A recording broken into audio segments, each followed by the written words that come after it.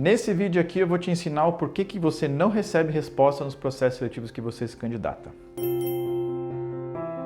Fala pessoal, Caio Ledesma aqui falando mais uma vez com vocês. Eu ajudo pessoas que estão em momento de transição de carreira, pessoas que querem refazer seu currículo, querem mudar seu posicionamento ou que querem migrar de área. Já fui sócio de uma consultoria de recrutamento e seleção e essa é uma dor que eu vejo que muita gente sofre. Então as pessoas elas se candidatam a vários e vários processos seletivos, em várias empresas diferentes, em vários bancos de currículo e geralmente não recebem nenhuma resposta ou uma ou outra e geralmente negativa. Isso é um erro que eu vejo que a maioria dos candidatos comete e eu quero que você não cometa mais esse erro, então presta atenção até o final desse vídeo que você vai entender os pontos principais para você não cair nessa armadilha. É importante que você entenda os 3 agentes desse processo inteiro que é quando a gente vai contratar uma pessoa, tá? Primeiro agente é a empresa.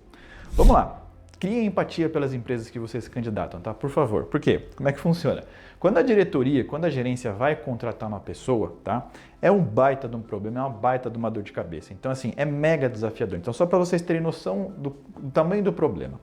Começando pela parte financeira.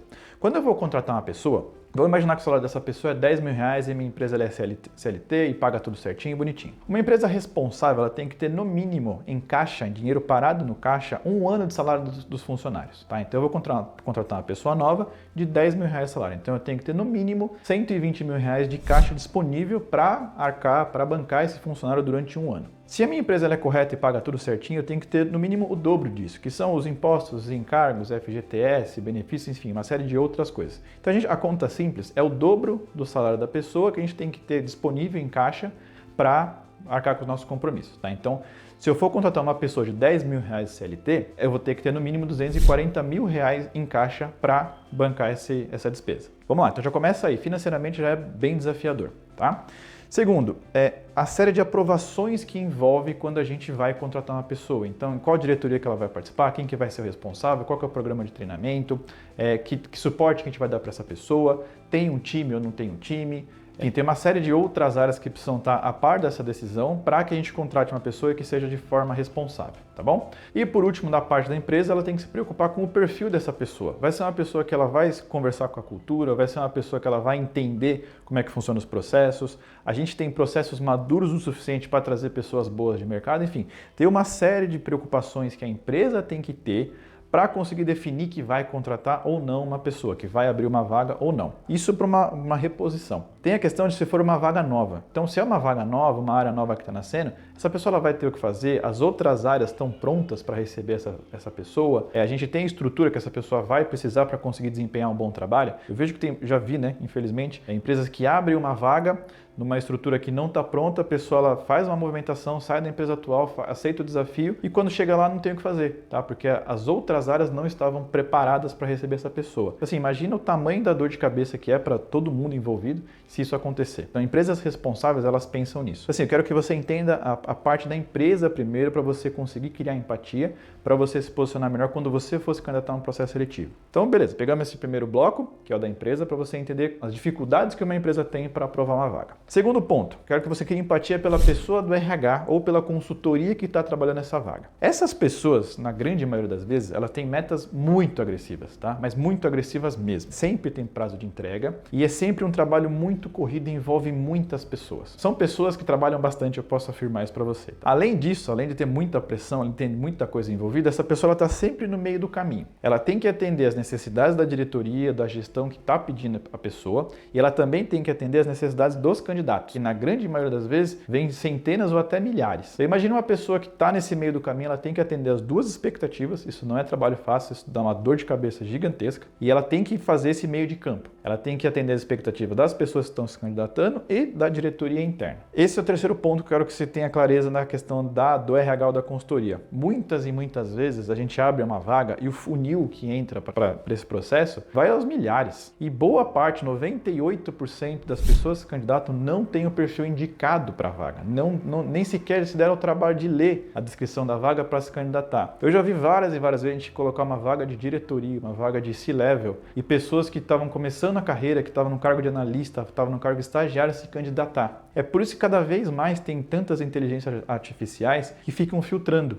E é por isso que tem tanta gente que é eliminada logo de cara. Por quê? Porque tem muita gente que se candidata sem ter o perfil, sem se dar o trabalho de ler a vaga, de entender a descrição da vaga. E quem tem que fazer essa limpeza, né, essa triagem, é a pessoa da RH, que ao mesmo tempo está equilibrando vários pratinhos. Tá? Então é importante que você tenha noção de como essa pessoa do RH, essa pessoa que é a primeira pessoa que você vai conversar, que está encontrando os candidatos, né?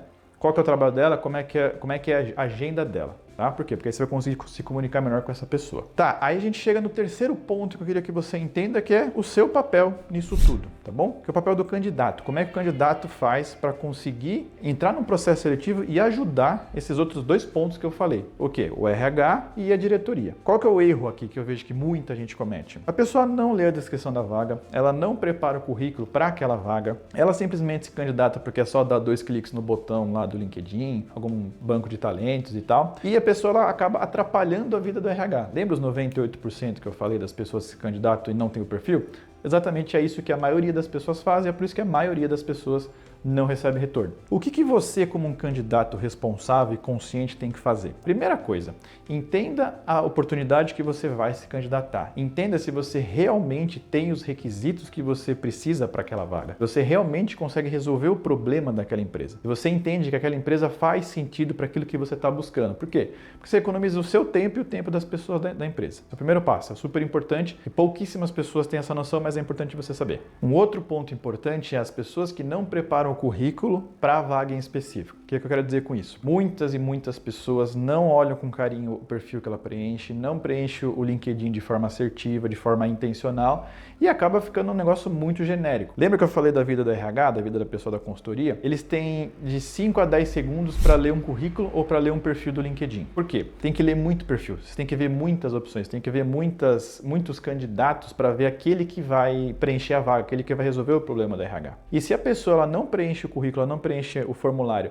de forma intencional para mostrar para o recrutador que ela consegue resolver o problema, ele é eliminado na hora. E não dá para o RH dar a resposta para 1.000, 2.000 pessoas. Ele não faz isso. Talvez alguns robôs façam, mas aí fica aquela resposta meio fria, né? Que o pessoal até reclama. Isso é responsabilidade sua. Quanto mais você se preparar, se organizar para falar a língua da RH, para falar a língua da empresa, maiores as chances que você tem para conseguir ser chamado para o processo seletivo. Você tem que escrever um currículo, você tem que escrever o seu perfil de forma intencional para a vaga que faz mais sentido para você. E aí você deve estar pensando, putz, Caio, mas como é que eu vou fazer um currículo para cada vaga que eu me candidato? É aí que está o segredo desse vídeo aqui que eu quero passar para você. Você vai escrever um currículo de acordo com a área que você está buscando. Seja sempre específico. Quanto mais específico você for nas candidaturas que você fizer, maiores as chances de você entrar nas vagas que você mais gosta. Então o que você tem que fazer? Primeiro você vai observar o momento da empresa, entender um pouco mais sobre a empresa e depois entender mais sobre a vaga. O que a vaga está pedindo, qual que é o problema que eles têm para resolver. Então você vai montar o seu currículo de acordo com o problema que aquela vaga precisa resolver. É fácil, você tem que olhar a descrição e ter um olhar crítico para ver qual que é o problema que eles estão precisando resolver. Nesse momento você vai pegar os seus resultados relevantes, você vai fazer um match com o que eles estão precisando. E esse é outro ponto super importante. No seu currículo você tem que ter claro o seu objetivo, então o que você quer nesse momento da sua carreira